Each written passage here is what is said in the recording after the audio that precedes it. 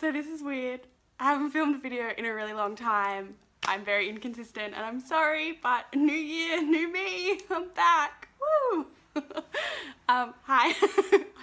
I don't know what I'm doing.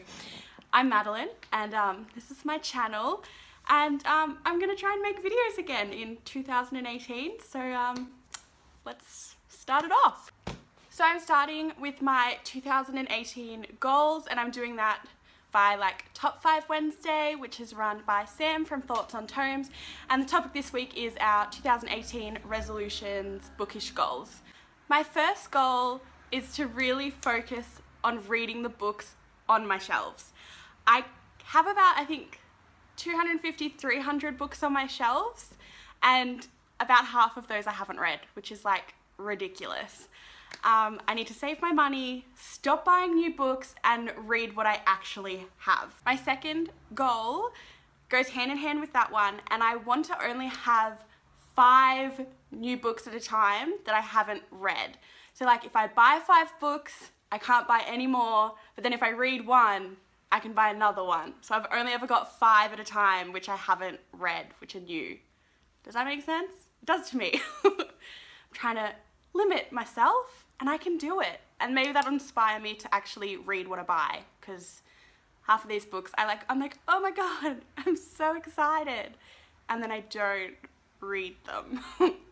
My next goal is once again to do with all the books on my shelves which I own and haven't read, is that if I have a series that I own and I'm like partway through or I haven't started it, I need to read either the first book or the next book in the series, or by the end of the year, I have to get rid of it. So I have the Vampire Academy series, I've only read book 1, so I have to read book 2 this year or the whole series goes.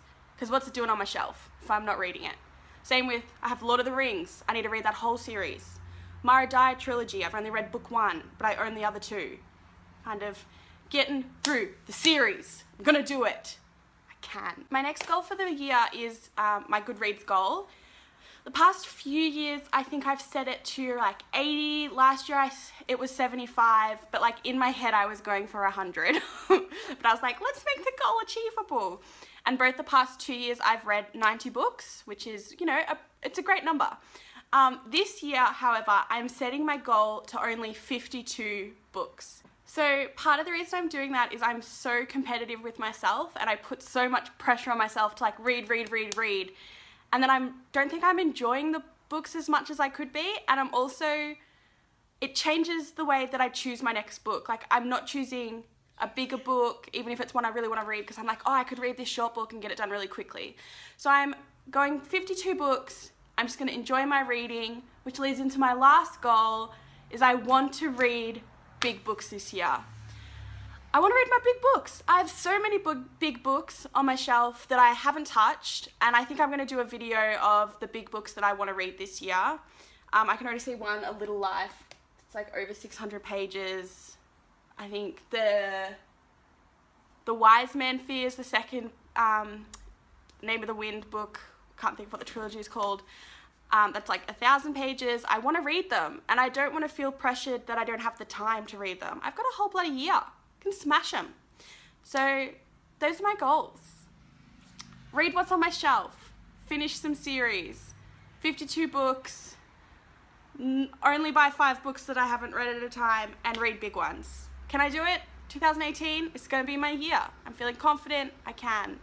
And that was my first video in a while, and I'm sorry if it's a hot mess, but I'm trying. So, and I'll catch you next time, hopefully. Bye.